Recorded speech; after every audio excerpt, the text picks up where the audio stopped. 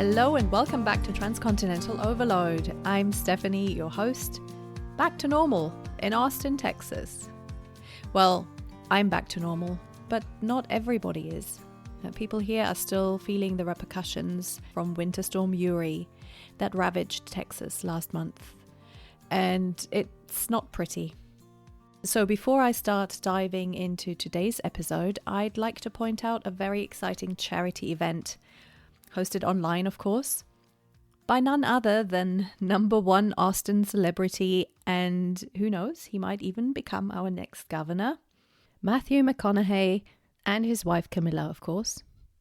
It is called We're Texas, and it's a virtual benefit event alongside his Just Keep Living Foundation, which in itself is a great charity. And this being Austin, it is, of course, a music event. And it will feature Texan artists, legends such as Willie Nelson, Don Henley, Leon Bridges, Gary Clark Jr., Casey Musgraves, Kelly Clarkson, to name but a few, as well as lots of non-Texans such as Khalid and recent Grammy nominee Post Malone, and of course many, many more.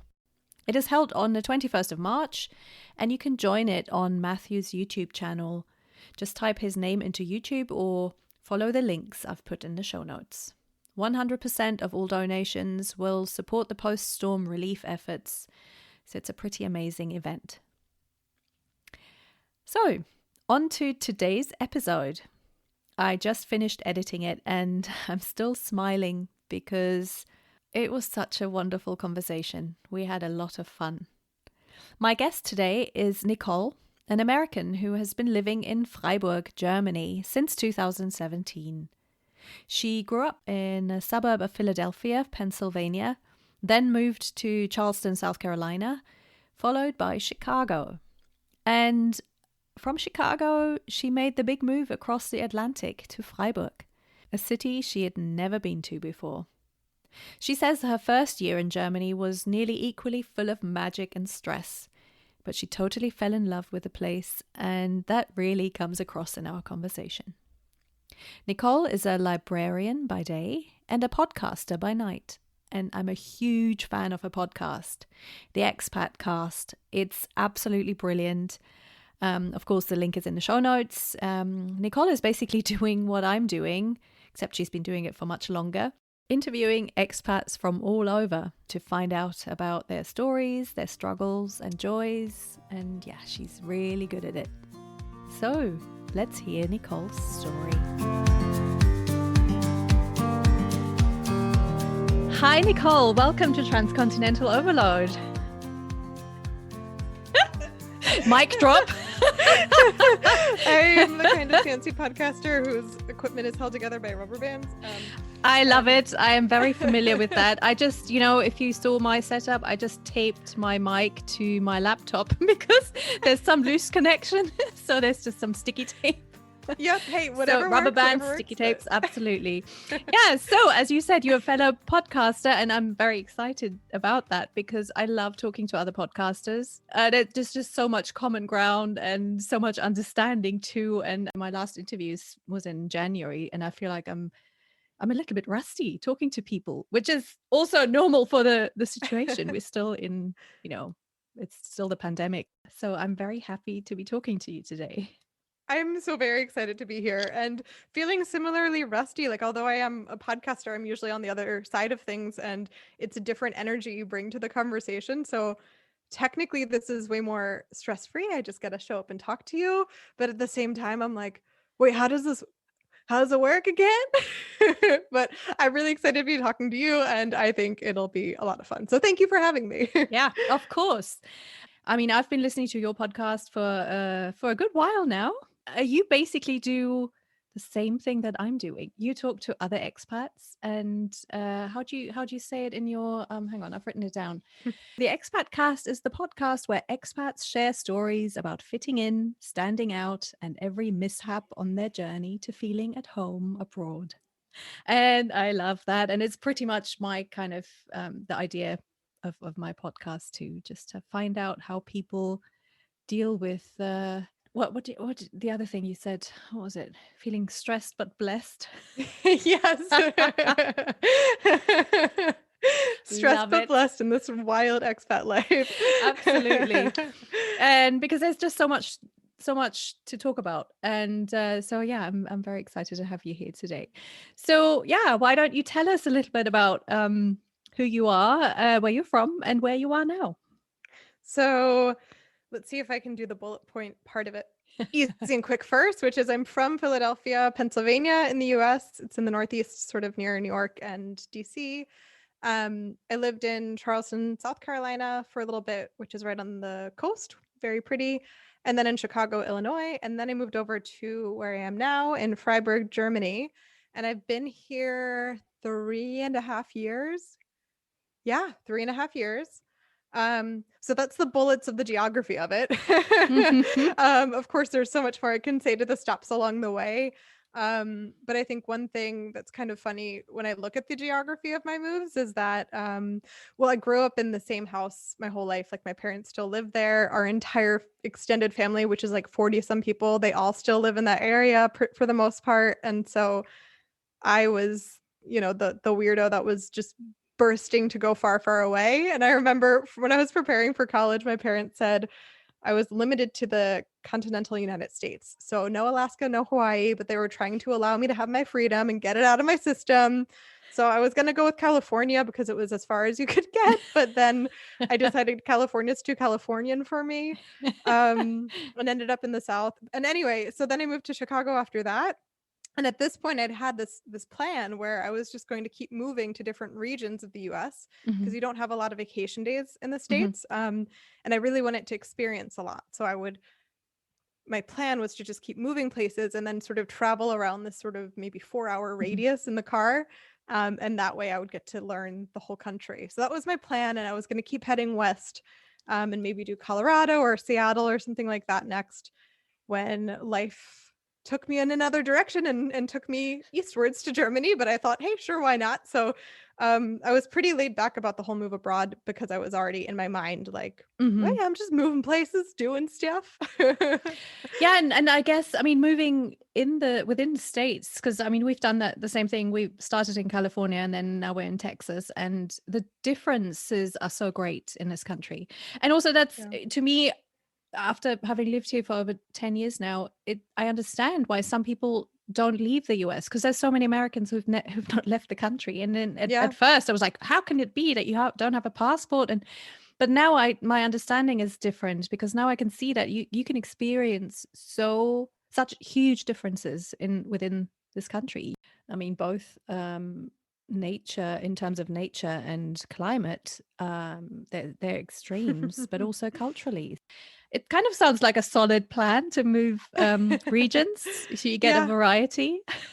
I think one thing that really struck me when I started doing this, I mean, granted, at the beginning, it wasn't intentional. It was Hmm. just, I was trying to run far away from my Of life. And so course. I went to the South. But I have such a, like, I had the most culture shock in my life when I moved to South Carolina because I grew up in my own little bubble, as we all do. And I didn't even know that the South was a thing. Like, I learned about it in the context of the North and the South, and we Yeah. didn't identify as the North. Like, that was a historical term. Yeah. So I remember being so confused when I got there, and it was the South. It was a totally different cultural identity. Not just the landscape was different, but the people were really different too, and in ways that I don't think I really understood at first. So I was there for 5 years, and I think around the halfway mark, I made a pretty sharp turn from being just enamored with life and being like, wow, somewhere new, so exciting, to being like, oh my God, there are some serious differences in the way people view the world. Hmm. And then when I lived in the Midwest, same thing. At first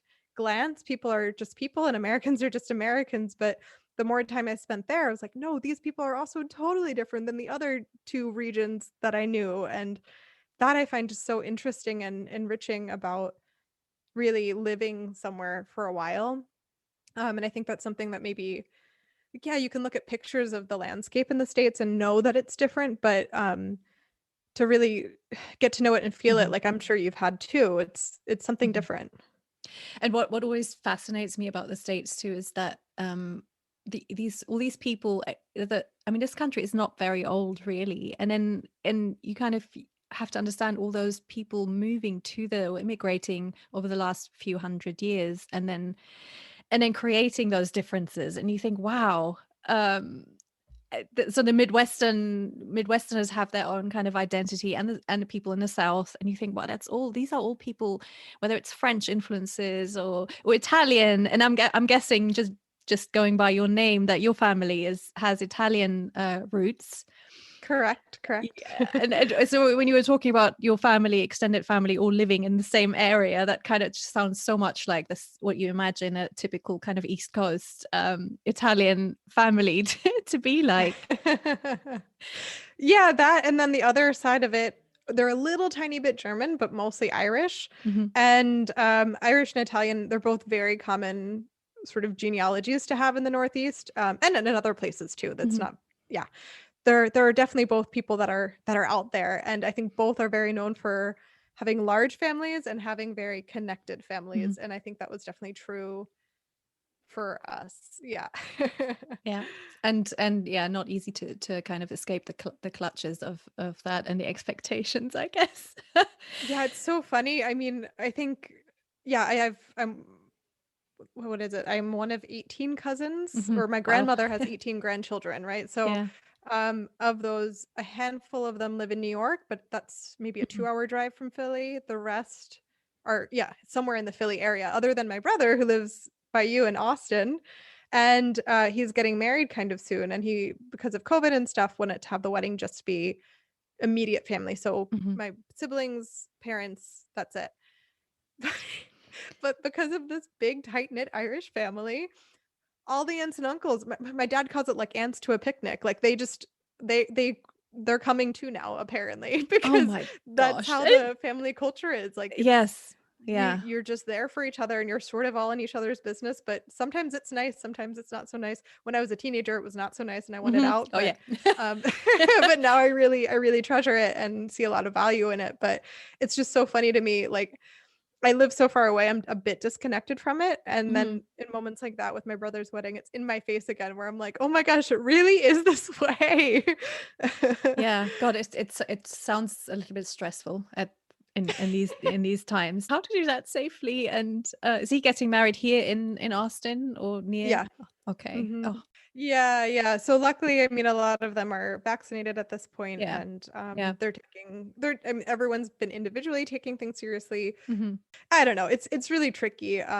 But yeah, I'm living as much in the moment as I can, because I'm being forced to by the reality of the world. So we'll see what happens. But yeah, that's definitely a good little microcosm of what my family life is like. So I can only imagine what they must have said when you decided to move to Germany. Can you tell us a little bit about how that came about? How did you up sticks and get on a plane and go to Germany? So I met a boy. This is like a The age very old story? common. Yeah. Yep, exactly. Yeah. So he's half German, half American, and we were dating long distance for 2 years before I decided to move over. Oh Uh, wow. so I wonder in retrospect, the thing is, I learned with my family to just not really ask people's opinions. One, because I don't really, I mean, they're gonna give them whether I want them or or not. And two, I'm pretty decisive in my own mind, so I don't Mhm. really need input. Like I kind of know what I want to do internally for most situations. So I don't I didn't ask and I don't technically know to this day what they were thinking, but I guess in retrospect, a lot of them were assuming that he would come over here because Mhm. he's got both passports, got both languages, Mhm. would have made more sense. But I said I was really open to moving places generally, and he Mhm. tried to move to Chicago and be with me, and he had a harder time establishing a career. Um, and I was finishing up grad school and sort of at this moment where I thought, okay, like I'm gonna get going in my career one way or another. So if I take this 1 year, go to Germany, see what it's like, Mhm. either it sucks and I can come back and I can start my career in a year, or I go and I love it and great, then that's where Mhm. my life's gonna take me. So that's how I approached the decision. And I was here on a year-long contract for the first year. Um, so yeah, I remember back then just a lot of people being like, "What are you doing that for?" Like some of them, again, a lot of these family members and people in my life generally, um, maybe they've traveled around the US a bit, but not really much Mhm. internationally, or if so, definitely as tourists. And this concept of going somewhere else was pretty strange to them. And growing up in the US, you're definitely taught we're the number one country in the world. We're the best place to live. Everyone wants to come here, and we need to take that seriously. So the concept of me wanting to go somewhere else was perplexing to people in a genuine way, that I don't know that I can really fault them for, because you grow up being told this. Yeah, it's So cultural. I think it's a big cultural thing, especially if you haven't had that in your yeah, family. Yeah, I'm so glad to hear that you made sure that you were able to start your career, or at least that you, that you were at a point in your career where you could take a little risk and yeah. get started in another country, because that's huge. Because I think that's one of the big issues very often that people who come from two different countries have the challenge of finding a job in another country. It's there's a lot of Hmm. uncertainty and inequality too, because usually in a Yeah, case like that, someone is at a disadvantage. So that was a good for sure. start that you could that you saw you could actually pursue your career. Sort of. Yeah, I feel like I'm about to cut my I don't want to give myself too much credit. Mm, I do think philosophically what you just said is accurate, but realistically the 1-year contract I was on was um it was a Bundesfreiwilligendienst, which okay. is a long German word, which I mean it's basically a government program that's Mm, made mostly for 18-year-olds or teenagers between their typical schooling and whatever comes next. And so it's a year where they can it's a federally sponsored gap year. And so they go work in a mhm, hospital or in a cultural center or what have you, get paid next to nothing, but they get work experience. And for a lot of them, it's to help them figure out, oh, maybe I want to be a nurse, but now I've worked in an or not a mm. retirement home. What are they called? I have the German word in my head. Like senior A senior, living. yeah, senior living, I Yeah. guess, assisted living, senior Yeah, exactly. citizen facility. Yeah. Those kinds of places, Hmm. they work there for a year and they're like, "Oh, it's way more changing old people's diapers than I want," and then they can readjust their life accordingly. So that's actually what I ended up doing. Hmm. I say philosophically I agree because I had just finished my master's in libraries, and schooling is so expensive in the US, and that is a career I was choosing very deliberately because I was really passionate about it. Hmm. And I was actually specifically working with teenagers and public libraries, which is a very, very niche, very specific field. And so I was willing to sacrifice that I wouldn't specialize with teenagers, but I said I just spent my life savings and 2 years of my life working 5 jobs at a time to get this degree. I can't, in good conscience, just not do anything with it. Yeah. So I made the deal that I would move, but I had to have a job in libraries. I couldn't get a job in libraries because you have to speak to people. Oh my, yeah. The language was definitely a huge thing Mm. because you do have libraries in a lot of places, but so in that sense it's flexible, but I mean it's not a career that international people go into because it's international friendly. It's Yeah. you Yeah. expect that your neighbor to be working at the library, Yeah. and I'm not anyone's neighbor here. So yeah, I couldn't get a job. My language skills were really minimal at that time, and this gap year program was the only thing I could find. And it was the position was split between something else and work in a library at an American Cultural Center. So that's why they took me on. It was great for them to have someone highly qualified in the Hmm. field and from America in their American library. And for me, it was just honestly the best I could do at the time. And so I made like 350 euros a month. And I was very poor for a long time.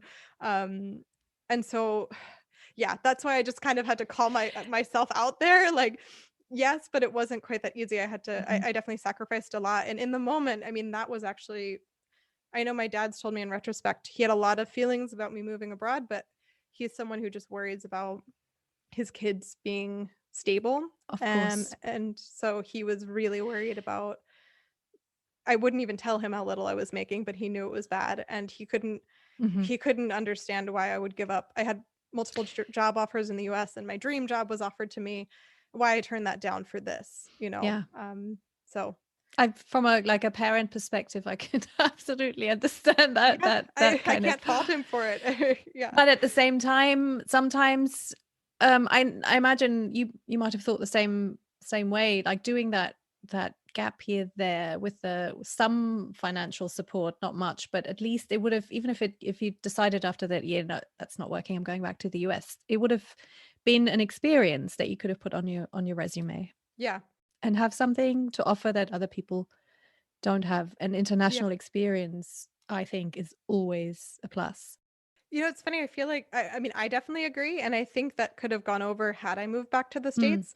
But the US is so linear in careers. You go to high school, you go to college, you get a graduate degree, maybe, and then you're working and you work your way up the ladder. mhm, And there's this expectation of progress. So even people that take a gap year during schooling, this is radical. Like, you really have to make an argument for it. But then in retrospect, once they have that experience, mhm. it does look good. Yeah. But there's this weird tension between no one's going to tell you it's a great idea. Well, not no one, but the typical like knowledge would say Mhm. no, like It's focus and get That's stuff not the done, get to traditional work. way of doing things, and you better fit into Right. that. Yeah, and we'll get to talking about career expectations and limits and all that kind of thing maybe a little bit later on, because I feel that that's a whole topic in itself. But so you basically you moved to be with your partner at the time, and to make it work so that you could both work in your careers in a way, but also to not have to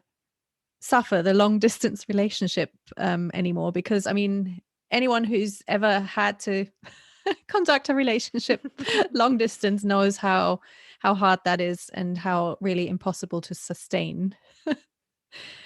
Yeah, and we didn't have any time together in person. Like, we met, and then Mhm. I moved to a different state the next week, Oh. basically. And Oh we my just goodness. were talking, and we never stopped Yeah. talking. And at some point, Mhm. we were 2 years into dating. So Oh my gosh, so that's doubly brave to then move to be together. And then so you arrived in Germany and moved in together. Was that kind of how it went? yeah, yeah. I mean, so I'd taken the summer between my semesters of grad school. Mhm. I came to Germany. And man, so he was living along the Bodensee at the time, which is what, Lake Constance. It's this lake that connects Austria, Switzerland, Mhm. and Germany. And it's gorgeous. I mean, this is where people vacation. Yes. It's Yeah. Yeah, And stunning. we were living in this beautiful village, and I would go on runs in the woods, and then I'd come out from the Mhm. woods, and there's a view of the Swiss Alps in the background, and there's zeppelins flying around. Like, it's just insanely idyllic. And I was like, Germany, huh? This is pretty good. Um, and then he'd come to Chicago for a couple months, and we'd lived together there for a bit. Um, but yeah, I mean, we'd never spent more than like 3 months together, which is a decent amount of time. We worked our way up to that. So we'd spend enough time together to know. But yeah, but then all of a sudden we were thrown into, neither of us knew Freiburg. We came here because this is where I found that position. Mhm. And all of a sudden we were living together and figuring out this place. And yeah, it was, in retrospect, a lot. But we were just really happy to be together. And um I was so enthusiastic about everything. Like, I really fell in love with Germany from the start, and I still feel like I'm in a honeymoon phase with it in so many ways. So especially back then, I mean, I had really tough moments, but I didn't have a doubt in my mind the whole time that I was in the right place and that I'd made the right decision. I Yeah. just worried that the cost of that decision was going to be too high, but I knew I wanted that Mhm. still. Oh, it's life, isn't it? Sometimes you have to make those decisions, and then you have to kind of let your heart lead the way and just go with it. And yeah. So I'm familiar with those like huge decisions that you in with hindsight, you're like, oh my God, what was I thinking? And if Mhm. you were faced with a decision now, you'd be like, I would never do that again, or be brave enough, or you kind of you look at yourself in retrospect and go like, wow, that person was, either very brave or very insane. Yep, But or a that's healthy mixture of or both. a very healthy mixture of both. I guess someone leaving their home country has to have a healthy mix of both those Yeah. characteristics. to make it work. And yeah, well, you're still in Germany, so something must have gone right. Yeah, Although from what I gathered from listening to other podcasts, you are no longer in that relationship now. correct. Yeah, I just came up with the phrase today, and I think this is how I'm going to start telling this aspect of the story. Hmm. I moved for no, what did I say? I moved because I loved a guy, stayed because I loved a place. Hmm. um Yeah, and I mean, that seems like cheesy to have a tagline about it, but honestly, it's a question you get so much. What brought you to Germany? Of course. And it was so much easier when we were still together to say for Hmm. my partner. And it feels so strange to say for my ex because that has a totally different tone to it that I don't fully like, because it's also not the case, you know, like the Hmm. decision I made was not just for him. I was, for as much as I was flying by the seat of my Hmm. pants, I knew to a certain extent what I was doing, and I knew I wanted it. Hmm. And I knew I was doing it for me above all else. Yeah.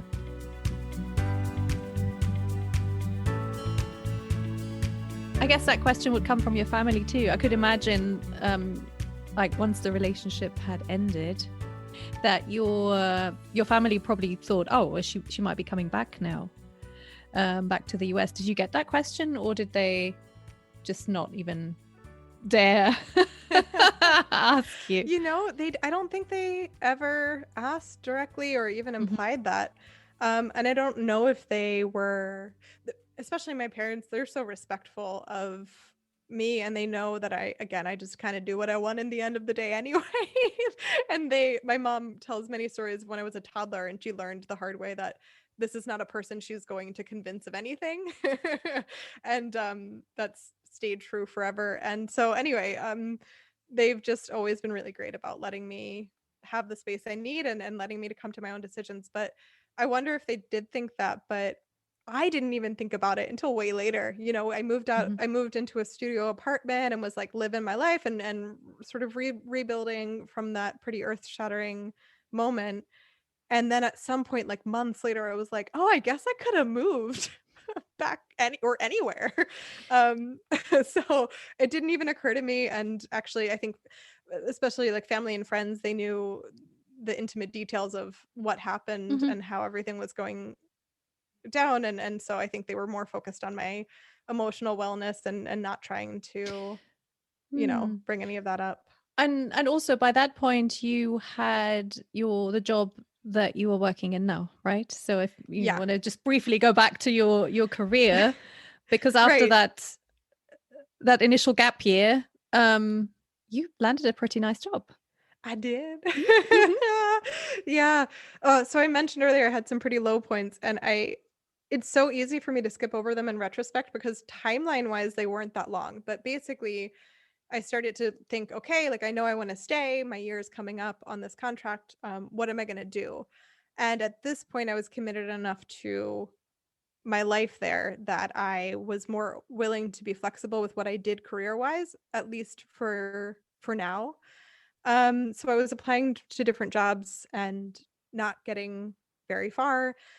I I've had a lot of jobs in my life, and I have never gone to a job interview that I was not offered the job for, until this moment, which is not surprising. Like of course I didn't, but to have that pride Mhm. shattered, and to again, I was really broke at the time. Like I just was watching my bank account dwindle and wondering how the heck I was going to survive this. Mhm. And yeah, so I just wanted to make it clear that, like, although it ends really well, like there was a lot of Yeah. struggling there, and that was probably honestly the darkest part of my whole life. But it was short lived. I got really, really lucky and got a job that is basically exactly the level and type of work I would have been doing in the US anyway. Not with teenagers, like was my original passion, but I work at a public library. That's a government job, so it's very stable and supported and protected. Um, so I really like it, and my German got good enough. Well, I look back and I'm like, how did they hire me? Because I definitely was not great, but good enough, I guess, that they saw like that could improve even more. And anyway, so what, a year and a couple months after moving here, I started the job that I still have to this day, and it's fully in German. It's public facing. It's really challenging, especially on the language level, because libraries are there so that you can Mhm. go and ask them any question that you might think of. And so things like, I remember a student came up to me and asked where the books about Hexenverfolgung are. And I was like, okay, hex is witch. And I don't know the rest of what she said, but I'm sitting there trying to look like I know what I'm talking about, and tried to ask, like, what could you tell me more about the topic? And she was like, yeah, um, Hexenverfolgung, I don't know. And so this word, it's a witch hunts, Yeah. which I figured out later. But stuff like that will happen. I mean, to this day when I'm totally fluent, because I'm never going to know everything, and but the librarians kind of are there to point you in the right direction for anything. So anyway, it's a very challenging career, but I need that challenge, and I really like it. And Mhm. I ended up only having I had like a 3-month gap between the jobs, which ended up not being the end of the world, though again at the moment it kind of felt like at any moment the house of cards could crumble. Yeah. Yeah. But yeah, so to bring that back to why I stayed, I had this great job that I really Mhm. liked. I'd started the podcast, and I was really getting a lot of fulfillment out of chasing and developing that project. I have incredible friends here and a great community. And I freaking love Freiburg so much. Like, probably an embarrassing amount. I just really like it here. I like Germany as a whole. Mhm. I feel so good here. So my It's life is just really great, and it's hard not to see it. it's one of the most livable cities, I think, in Europe. It's really wonderful. Yeah, I mean, all of southern Germany is just incredible in so many different ways. But you're right. Like, it's just a very livable place here. Mhm. I'm not wanting for anything. Yeah, it's funny. We went to Boulder, Colorado last summer just for a visit, and when I asked questions on an expat forum, and people were comparing it to Freiburg, which I thought was really interesting. I So could now totally see that. now I have to go and make the comparison and see, because it's just kind of similar-minded people and the mountains and that whole nature aspect. So yeah, definitely, definitely need to plan a visit at some point. But I mean, it sounds like that your journey from the US to Germany was a pretty tough one, but kind of paid off in the end. Yeah. And I really love that you got that job, so well deserved after all that hardship. And I mean, you say it wasn't that long on a timeline, that dark time and those months Yeah. of being very poor. But when you're in that position, it's, I think even a week can be so long, Yeah.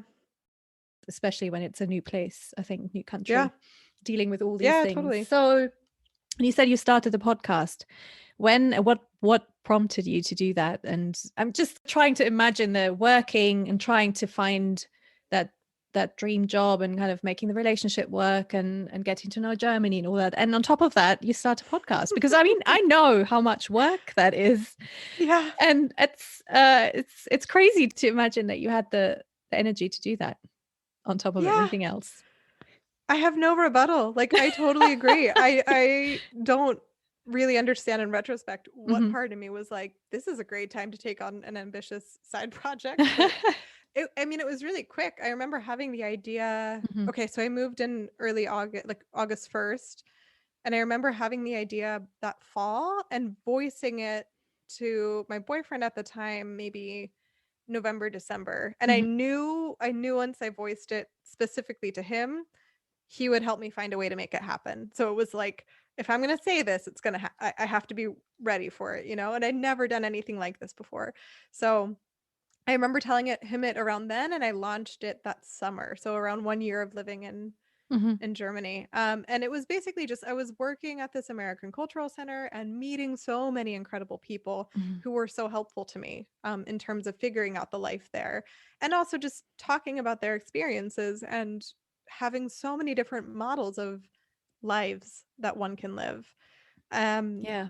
and this whole time I was so conscious of the fact that this was only happening because lived in Freiburg and worked at this specific place. Because actually, initially, we wanted to live somewhere around Lake Constance, and that's just tiny villages, not so much infrastructure for international people. Mhm. And I just kept thinking, if there was a alternate reality of me she lives in a village and she has none of this, I'm struggling so much and I have so much support and so much infrastructure. So what is that alternate reality Nicole doing?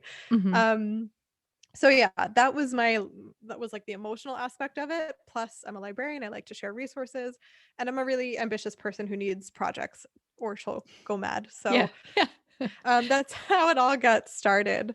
And now I've been at it for 2.5 years. I also only have been able to start actually really Mhm. doing it because I have some friends who are in similar spheres and have taught me the ropes. And that's the other thing. I just, even as I'm doing this like more businessy stuff, I'm still just Yeah. like, I will tell anyone anything if they want to know Absolutely. But because I that's want to help also, them. yes, and that's the lovely thing about this community too. Is like as soon as you're in that sphere where you are sharing resources and contacts and things, you're part of this network, and then you share. And I love that. And that's probably the best thing about being in this, doing this.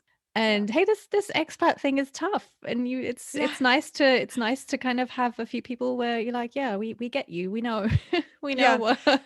And I definitely took a turn. Like at the beginning, I was trying to be really, really resource driven. Hmm. But I realized it's just like limitedly useful because there's only so many people who need that specific resource. And then Hmm. also these things change a lot, and podcasts are not quite as easy to update as a blog is, for Hmm. instance. So, and what I realized, what was really fulfilling for me and really connecting with listeners was talking about the tough stuff that you don't really want to talk about. Yeah. um, so I'm really obsessed with this one podcast called Terrible Thanks for Asking, which is pretty much sums it up in its title. It's just about like, it's, yeah, how are you doing? I'm terrible. Thank you for asking. And there's just this perfect balance of humor and Yes. lightheartedness, but depth and Hmm. talking about just terrible things. And that's really inspired me a lot to just go for tougher topics. So usually when I Hmm. have someone on, when we're talking about what we should discuss as a main topic, Hmm.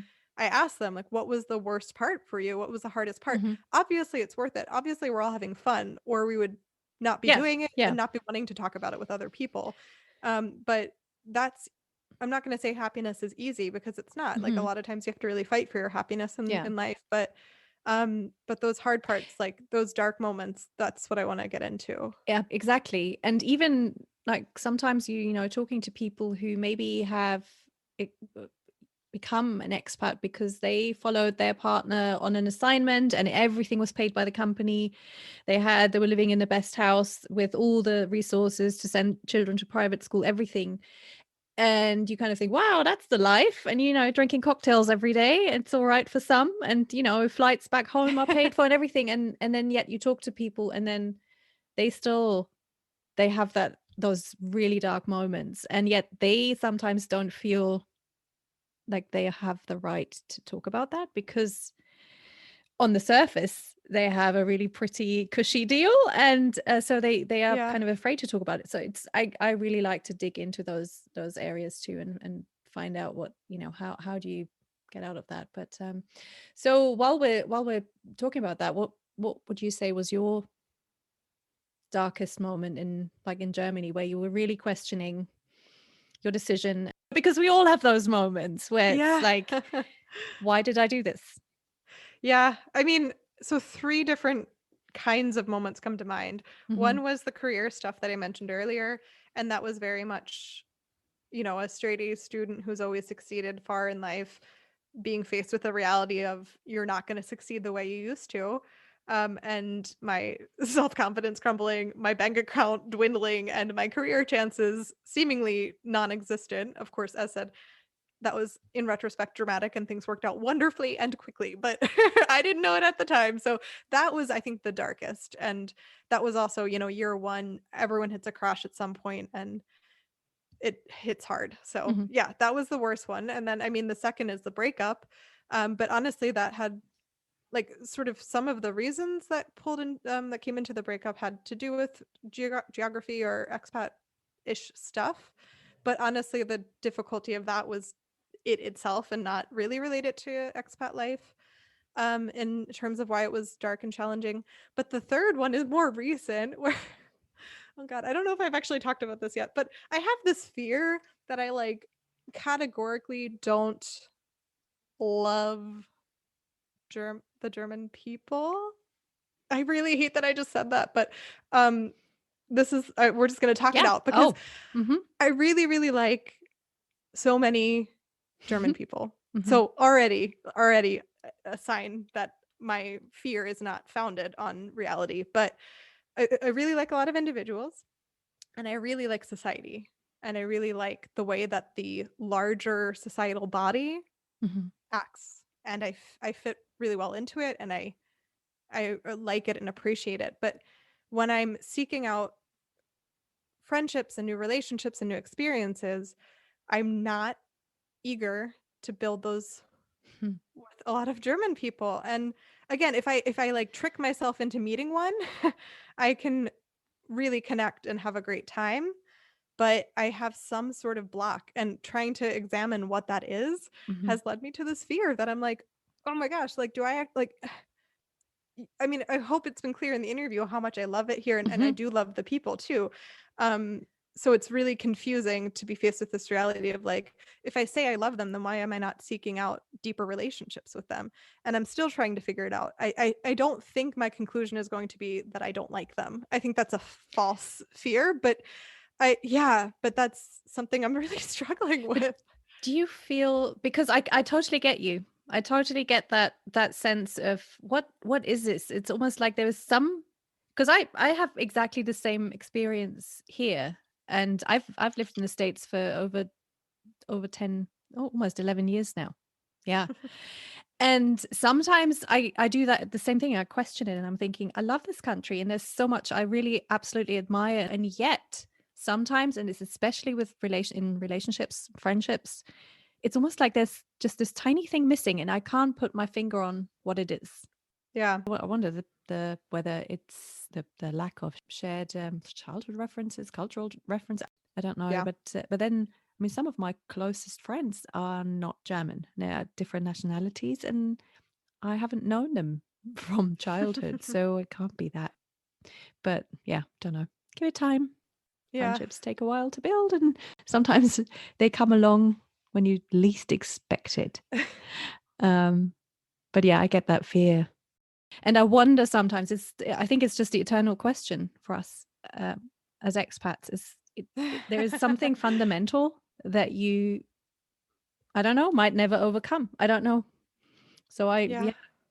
Yeah. And I like, even the German friendships I have, I feel like Mm, like they're not the closest people in my life. You know, when we're in lockdown and you're only seeing, 2 to 3 people, yeah. they're not on that list even close. Hmm. Um, I live with a German roommate now, and really I'm so glad because Hmm. I really just she's so great, and I consider us friends. I don't know if she does, because Germans are a little hard to get with friendship as a term. But but we do a lot of things together. We Hmm. have a great time, and I also know, like, despite having so much in common, if we met in the wild, Hmm. we wouldn't be here, probably on both of our sides, for whatever reason. And so it's just a little confusing to Hmm. look at it, and and then I'm like, okay, so I moved all the way to Germany to have a bunch of American friends, and then at the same time, when I hear Americans on the street or I go back to the US, I'm not like, great, so many people to befriend. I'm like kind of turned off by that idea. Hmm. So I'm just like, what am I doing? Sometimes I think we because of all these experiences and making friends with different people from different nationalities and all that, which we have to as people who've moved abroad, we overthink things a lot. So that's my conclusion. And sometimes I'm like, right, Steph, you're just gonna have to just take off that overthinking thing that you do, because it's not helpful. And I just feel like you just saw into my soul. because I just feel like sometimes it's like I'm my own biggest stumbling block, really, because I just tend to overthink in this, especially when it comes to friendships. And there's so many other issues with friends and friendships, and friends that you've left behind, and friends that you were friends with but now you're not that close anymore. And you can overthink everything to the, and Oh yeah, why have can I and lost do. this friendship, or why is it hard to make friends? And you just, I don't know, sometimes I wonder if people who've never moved, even they have no idea that that whole thing exists. But I mean, everyone goes through those stages, I think, where you lose friends, you make new friends, so what level of friendship is this and all that. And maybe that's you being in Germany, where they are taking friendship very seriously, and the term friend is only reserved for a certain Hmm. person. Maybe that's how that's influenced you so much that now you you Yeah. have this big kind of like friendship conundrum in your mind. I don't know. Yeah. I mean, I think I've been my whole life someone who just really enjoys overthinking everything. There you And go. so I I definitely can knew do it. that to this topic. You knew it. This is why I'm like, Yeah. gosh, she gets me. But so I'm trying actually actively very hard right now in life to overthink things less. So it's turning up in a lot of different ways. But one is I just signed up to get my motorcycle license. Um, I Wow. don't, yeah, I can't really tell you why because I haven't really thought it through. Hmm. I just like did it. And I rode on the back of one Hmm. once. So, I mean, I guess I liked it. I don't know, but I'm consciously, I sort of take projects in my sort of personal and mental life and try to focus on them. And mine right now is yeah, chilling out a bit and not overthinking things and just like letting life be what it is and turning that all back a little bit because Hmm. it's really unnecessary. Sounds great. And I think that's exactly the kind of thing you have to thing you have to do sometimes when you are someone who's more introverted, I guess. Just kind of push without thinking. And it's so hard Yeah. to do. It's so hard to do, but that sounds exciting. And I mean, you live in a beautiful area too, so you'll actually really enjoy that, I think. Yeah. I also have been wanting to learn French pretty Hmm. much since moving here because I'm 30 minutes from Hmm. France and I just feel like it's kind of rude to not know at least a working amount. So I'm working on that right now as well. And yeah, one of the thoughts that pushed me over the edge is this fantasy of hopping on my bike, biking over, having a croissant and coffee and coming back. Lovely. Um, That sounds sounds really yeah, great. that sounds amazing. It sounds really good. So we'll see if I get there. I don't know. I have to battle my way through the paperwork Hmm. first. I have an appointment tomorrow to try to convince them to use my glasses Hmm. prescription as a vision test. Hmm. Probably it's not going to go well, but these are the boring logistics that Yeah. take over Yeah. the reality of my spontaneity. Yeah, but then and you in Germany, so there's probably a few more stumbling blocks than in other countries. I can Yep, imagine. yep, yep. But I mean, that's like this is always the thing with Germany. For everything I complain about, I actually really like it. So not that I like the paperwork, but I would never get my motorcycle license in the US. Hmm. I broke up with my college boyfriend because he got a motorcycle and I couldn't handle the fact that he did that because South Carolina drivers are so unsafe and he was like, you're gonna die, you're being irresponsible. Mm. So anyway, the fact that I'm now doing this is like makes no sense to anyone. But because there's so much paperwork, because there's so much caution, I know that I will learn this in and out. And I know other people on the road have also learned it in and out. And that's because there's ridiculous paperwork Yeah. processes. So again, I'm like somewhat annoyed that I have to do it, but Hmm. that's also what's causing me to be able to do this in the first place. So it's a price I'm fully willing to pay. Yeah. Great. Well, that sounds very exciting, and that's nice because it takes me into other, like then my next questions, which is, what do you really, really love about Germany? Oh, so much. I okay. So my honest answer is so many little things that just since I got here have always it just felt like I just stumbled into a place where people think and see things Mhm. not exactly the same, but far more similar to the way I see and do and think than I have Mhm. ever experienced. And it's become this glue that holds me here. And even in my darkest moments when, I was fighting so hard for something I couldn't even I was like, why am I even trying so hard to stay in Germany? If I just go back to the States, everything's easier. Why is that not a thought in my mind? And I was upset with myself for it. But I mean, the little examples I give are like, since I was a kid, I started taking my shoes off at the door. No one in my family does that. My mom hates it, and she tried for years to get me to stop doing that, but it just felt right to me. And then I come to this place where everyone does it. I hate ice in my water or any other beverage. They don't even know about ice cubes here in No. Germany. It's wonderful. It's just all of these Mhm. tiny little details, and then bigger too. The way that the society is structured makes a lot of sense to me. Um, and the emphasis on nature and spending time outdoors, and just, yeah, I don't know, like this sort of pragmatism. Mhm. uh, I, it's a part of me that's always been a little bit clouded because I'm also a bit chaotic, but it's always been in me, and now to be able to let that out and really stretch those muscles is great. Mhm. I will give it crap and make fun of it and complain about it, but I dig it, Yeah. and it's just to me it's just, I don't know. I think of it as like the background of a really great portrait photograph. Like you're not focusing on the background, but it just works and Mhm. it adds so much to the I picture. love that image. And for me, that's what Germany is. It's just I could go on for another hour just telling you all the tiny, stupid little things that don't actually matter Yeah. that make me so Yeah. happy, that I love so But much. very, very often that's exactly what makes you stay in a place, I think. And then I really loved your interview with Rachel, who incidentally also was a guest on my podcast a few months back. And your episode, you focused on, I'm changing. Have I changed because I'm getting older, or have I changed because I'm becoming more German? And I adored that episode. It just felt like those are topics that no one else will think about, really. No one, non-expats probably don't think about that kind of thing. And yeah, I love that. So I'm going to link in the show notes, because I thought that was really an interesting kind of observation about yourselves and the society that you live in. I'm so glad that she was down to do that episode. So Like fun. that topic, just it still makes me giggle when I think about Mhm. it, and we had so much fun with it, Yeah. and it was so much fun hearing from people. Yeah. So Yeah, and it's yeah, and I'm forever the annoying mum who asks her teenage kids' friends to take off their shoes, and and I kind of had to stop doing it because it's just too embarrassing. yeah. And do they bring their Hausschuhe to a friend's house? Oh no, no No. one No. So has they're yeah. beginner, like Hmm. they're at the beginner level. Germans are fully Oh advanced. yeah, I always have guest house shoes as well in my house. Yep. And soft socks.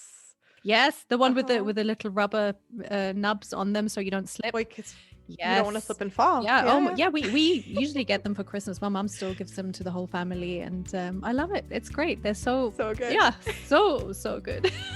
It's just, that's so funny.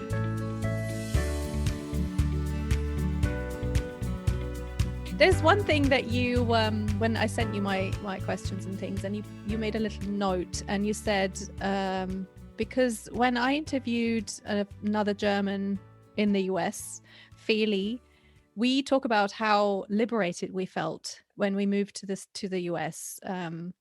We were not in our German environment any longer, and we were in the States, and we kind of felt like we were free to do what we wanted. No one was judging us. And you're not the first to comment on that. You said you felt exactly the opposite. So for you, it was more like you felt the US was more restrictive, and you feel more free in Germany, which I think is really fascinating, because yeah, it's like I said, you're not the first one to comment on that and to say that they had that experience going somewhere else. Yeah, I think that for me, there's the societal level and then the individual level. And I suppose it's probably just true that there are more freedoms in the US and more restrictions in Germany. But for me as an individual, the freedoms you get in the US are not ones that I'm that keen to take up on, like guns, or like I think, yeah, with motorcycle stuff, I don't think you Mhm. have to wear a helmet or any gear. You can just do whatever. That's not something I would ever want to take advantage of. That sounds like a terrible plan. Freedoms I would like to have include being able to have a beer in a park without it being illegal. Um, stuff like that, where Mhm. actually Germany has that. And so I feel personally more free here. And there's also a greater safety. And another thing that's like annoying but great is people here police each other, so there's always, you're never far away from like a grandma or grandpa leaning out the window and yelling at you if you do something wrong. That's the And rules. exactly, Exactly. So it's annoying, but it's Yeah. also great because you feel protected. And Mhm. so especially as a woman, there's stuff that I do here that I wouldn't feel safe doing in the States. So in that sense, I feel more free, but I know it's not technically true. Mm. And then to bring in this creativity aspect of it, which is what you guys were talking about in Mm. the episode, um, I I'm also a writer, though I mean not actively because I've been so busy with the podcast and all these other Mhm. projects, but I wrote a book and a half and I never did anything with it. I never had a blog. I never did the output because in the US I felt like there's so many other people who have just as good writing skills, and especially I've always been a bit maybe self-conscious of being like a white woman, and I just feel like there's like so many other diverse voices who could, like, if you're talking about book publishing, like Mhm. I would rather, if it was between me and um someone with a more diverse background, I would rather sit it out and let them take Mhm. that one. Not that it would be my choice, like that's a stupid and privileged sounding thing to say, but anyway, I just like I was so in my head about it, again, overthinking everything, Mhm. and so I could never get anything out there. And then, as I said earlier, within 6 months I was planning this podcast,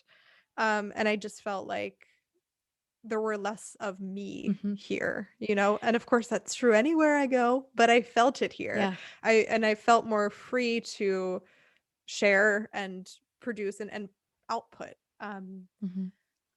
And I wonder, like, if I move back to the States ever, if that would change or if this is just a skill I needed to learn. But I think it really has to do with this element of standing out. Like, I just feel more, Totally.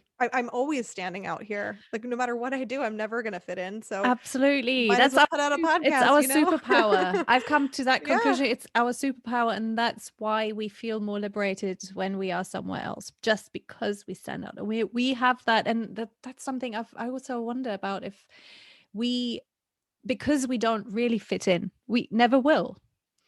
Yeah. Um there is a certain freedom just in that we can do things that other people won't judge us for, because we're foreign, we stand out, we do. So we always have that. We can say, yeah, that's because I'm not from here, I don't know the rules, so I can do it differently. And I kind of that's freeing in some ways, whereas if we are part of our society that we were born into, we feel like we have to kind of fit into those categories, or meet those expectations, and I think that's more limiting. So I just feel that must be it. That must be just our superpower is that,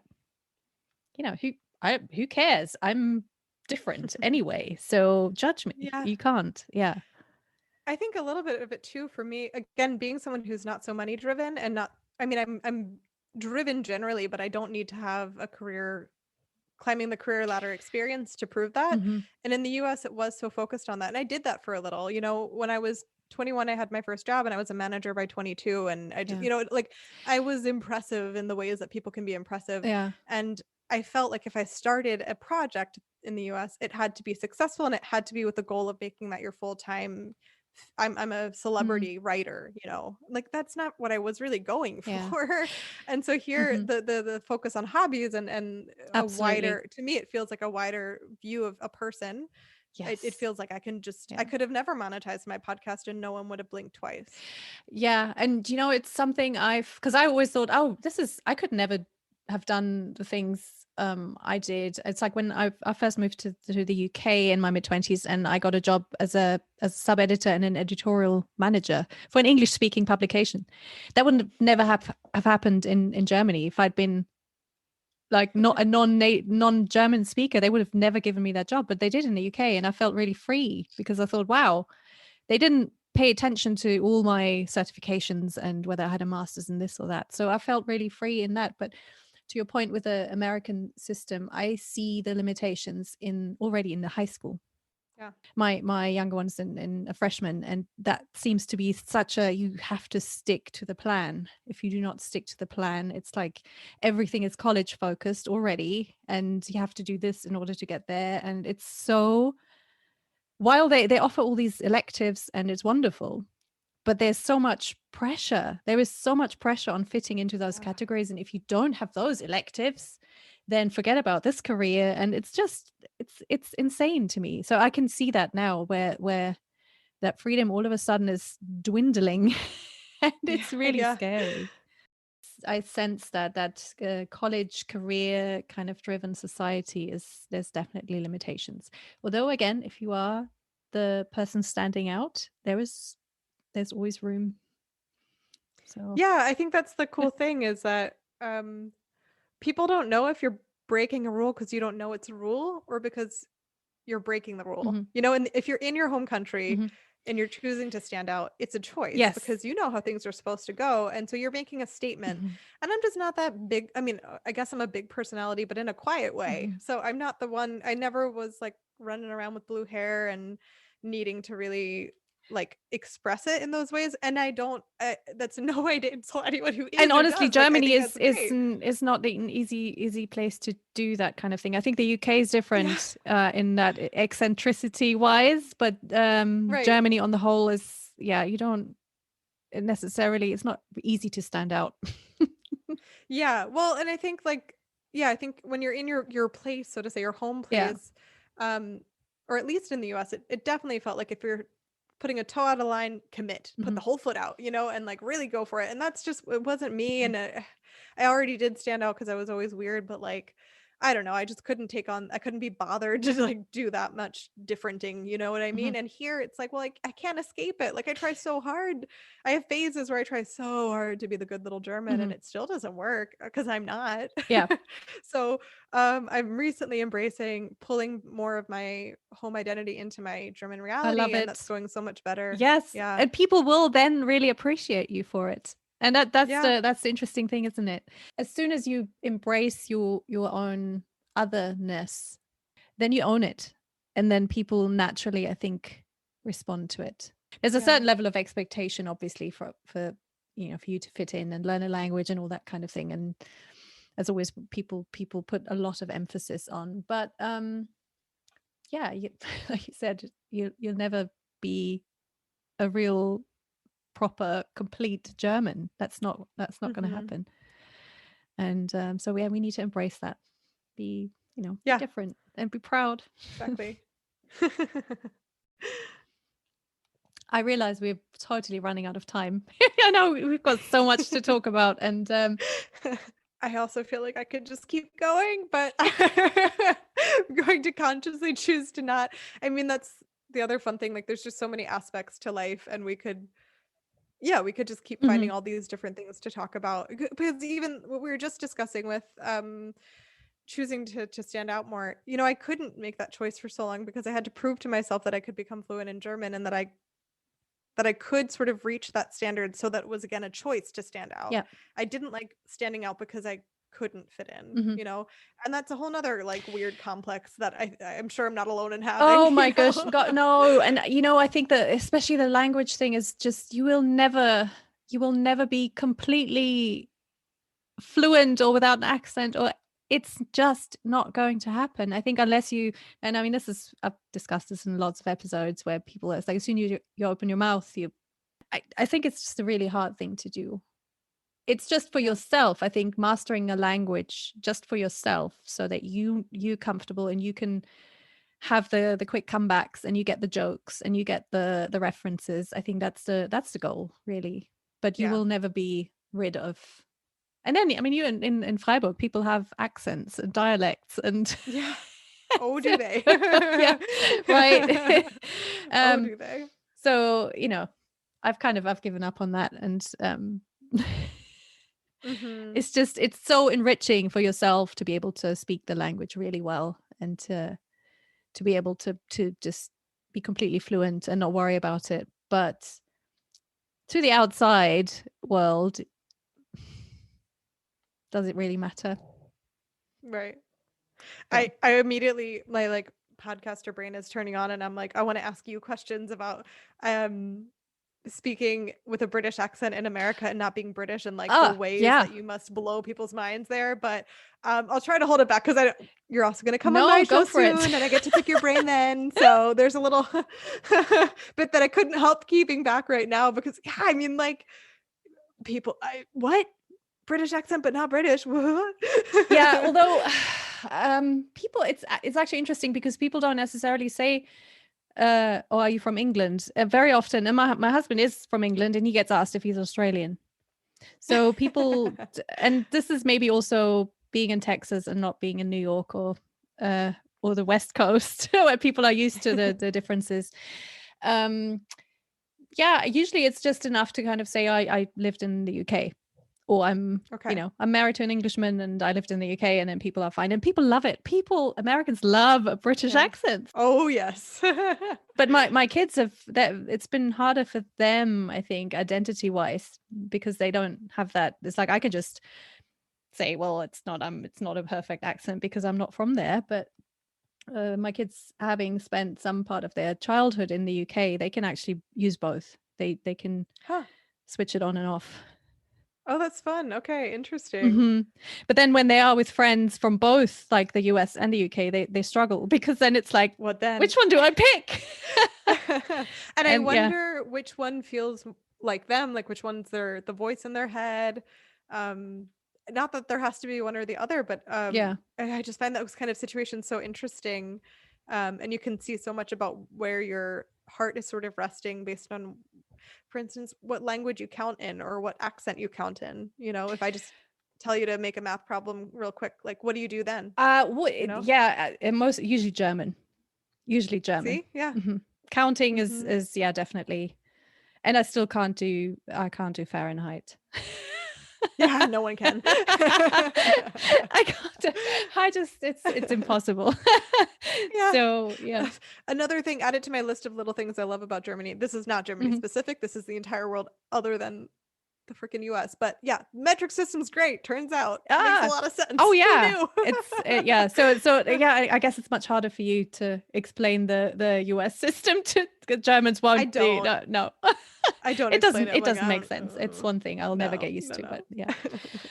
Well, let's come to my ending segment. And actually it's really funny because you have a really really good one, and that inspired me to come up with my own ending segment, the question that I ask every single one in the interview to finish up our conversation. Is there anything that you do when you are really homesick, or when you just kind of feel like you want to have that extra connection with whether it's Pennsylvania or the US in general? Is there anything that you do, like a recipe or tradition? It's a good question.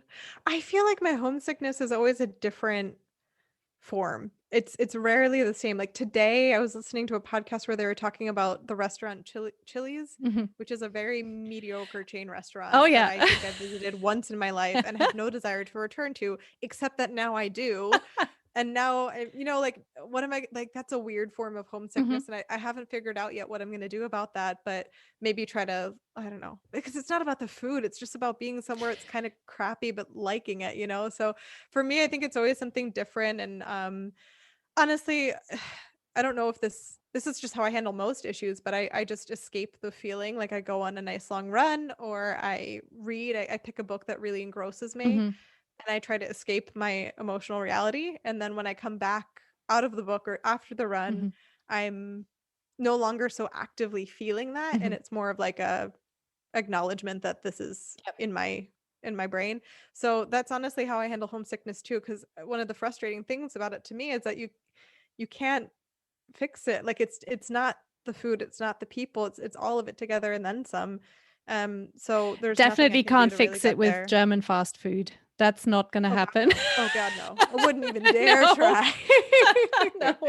Though I will say, and this is like not a plug, this sounds so weird, but one of the companies I just partnered with, they ship American snacks abroad, and um yeah, they're called Comfort Eats, and I bought a box from them after connecting with them. Like that was Yeah. also not part of the deal. I just was really excited, and Yeah. so I bought Yeah. a box. Such a And good idea. yeah, and it was stuff that I didn't know. I don't mean I knew I Mhm. missed it, but I didn't know what the release would feel like Yeah. to open a jar of my favorite brand of peanut butter, which is Skippy's, by the way, and smell that Yeah. Yeah. smell. Yeah. It was really great. And I just don't really like spending money that much. So I Yeah. never would have done this if I hadn't been if I hadn't encountered them in the podcast world. And then it made me like, and then I got to talking with the Mhm. founders, and I just really like them as people and wanted to support them. It's an amazing idea, and I'm gonna tag them in my show notes too, because it's so It's wonderful for expats to be Yeah. able to do that. And sometimes it's those really silly little things that just touch us on a very fundamental level, but so basic that you just think, Yeah. really? But yeah. And to me, like, because I'm an overthinker, Hmm. I don't think of the very obvious ways to solve my problems. So when I'm homesick and I'm like, instead of handling it, I'm gonna go run for an hour and a half. Like, literally could get online, spend $10 and ship myself Hmm. some one food item that will make it Yeah. all better. And I never thought of it. And so now that I've had this experience, I'm like, wow, that Hmm. it didn't cure it, but it was really nice and it Nice to be really able to do helped. it. Yeah. And it turned it all into a positive. I was able to share it with my German roommate and share it with my American Hmm. friends, and it turned this longing Hmm. into a positive moment. So I, along with trying to overthink things less, I'm also trying to think more obvious thoughts. And Yeah. so that's definitely one of them, is like, okay, if you're homesick and thinking about food, just order that food. You're in 2021, man. You can do these Yeah, things. absolutely. It's Yeah. So those are my couple lovely. suggestions, I guess, Yeah. for homesickness. All right. And just because I decided to do this because of your own ending segment, I've just done mine, but now I'm going to do yours for you. Ah! Okay. Oh, wow. This is like an immediate adrenaline rush. There we Wow. go. Yes. Nicole's ending segment is called Tuck, Tuck, Tuck. And can you just briefly explain what it means? Yes, I can. It is it's just a thing you say in German. It's like bada bing, bada boom, like bam, bam, bam. So that's where zack, zack, zack as a word Mm-hmm. comes from. And the segment it's a rapid fire question round where I ask the guest 3 questions that I ask them to answer without thinking it, overthinking it, just go with their And gut. I That's love always how that I so intro much. it. And I mean, I grew up with tuck, tuck, tuck, even when it's, all people ask you to rush, get Yeah. dressed, let's get out of the door, come, tuck, tuck, tuck. Like really, imagine your worst German in a US movie kind of voice. Yeah. Right? Okay. Totally. Question number 1. What is your favorite German food? Oh, right now it's schnitzel, which isn't even really, but that's just the one I'm missing the most right now. That's what I It's want. Oh, Käsespätzle. Oh, I changed my answer already. This is so much harder on this side. It's Yeah, Käsespätzle with onions on lovely. top. So Yep, good. it's great. It's actually come up in previous episodes as a favorite thing Germans miss when they live somewhere else. But schnitzel is so great Oh too. yeah. My 14-year-old just said the other day, and she's vegetarian. She was doing German homework, and she just said, "Oh, I really want schnitzel." And I looked at her and I was like, "Are you crazy? You're vegetarian. You've been vegetarian for like 4 years. What? Anyway, and schnitzel is such a great word too. Yeah. Which brings me to my next question. What is your favorite German word? Oh my gosh. Okay, I have a recent favorite, which is Gewerbegebiet. What? But say it. It's so fun. Gewerbegebiet. Gewerbegebiet. You're doing such a good job with that. That's a tough one. It just means like industrial park. It's not a very exciting word, Mhm. but I think The it's just the flow, bouncy and that's too enjoyable. funny. Okay, question number 3. What is your favorite German place to visit so Oh my far? God. I was like, Freiburg. I'm such a sucker for my new home. No, okay, but so hard. I've recently really, really fallen in love with Nuremberg, and I've gone back. I've gone twice now, and I was supposed to go a third time. I'm itching to go again. I think it's a really special spot, and I'm gonna add 2 more because whatever, no one's stopping me. Also the Allgäu is a mountainous area south of Mhm. Munich that is just so calming. And then the Bodensee, the Lake Constance area we talked about earlier, it's just so good. So okay, to make it one answer, it's a road Mhm. trip where we go from Freiburg to via Lake Constance, via the Allgäu, up over to Nuremberg. Takes longer, but it's very That pretty. sounds like the perfect road trip. Absolutely agree. Yeah. Thank you so much. That was a very good quick fire question round. I That was enjoyed doing fun. that. I can't believe you just sprung that on me. That That's was why awesome. I didn't tell you, because I'm like, this is no, we'll Yeah. do it properly anyway. That was really Yeah. fun. Thank you so much, Nicole, for taking the time to sit down with me and have a chat. We talked about way more than I thought we would talk about, but that is a good sign. And yeah, let's talk again soon. Yeah, thank you so much for having me. And I always like to thank podcasters for all the hard work they do, because I know it's a lot and it's not easy to balance with your life. So I'm a listener of yours as well. And so I'm really excited Thank you. be on the show. And I just really appreciate the work that you're doing. Thank you so much. So that's it from me for today. I hope you enjoyed this episode. My next episode will kick off a new season of Transcontinental Overload. And if you've listened to my anniversary episode, you already know this, but I'm starting a new season focusing on cross-cultural couples, finding out all about what it's like to be in a relationship with someone from another country or culture. I have some wonderful people lined up, and we'll be discussing things like language learning, religion, food, bringing up children, issues with in-laws and friends, misunderstandings, embarrassing moments, etc., etc. There is so much to talk about. If you're interested in taking part in this, or if you know someone who would be a good guest, then please get in touch with me. I'm always looking for people, and I look forward to hearing your stories. And in the meantime, don't forget to check out the Just Keep Living Foundation. Maybe join the benefit concert on the 21st of March. I definitely will. And stay safe, get your vaccine when possible, and see you next time.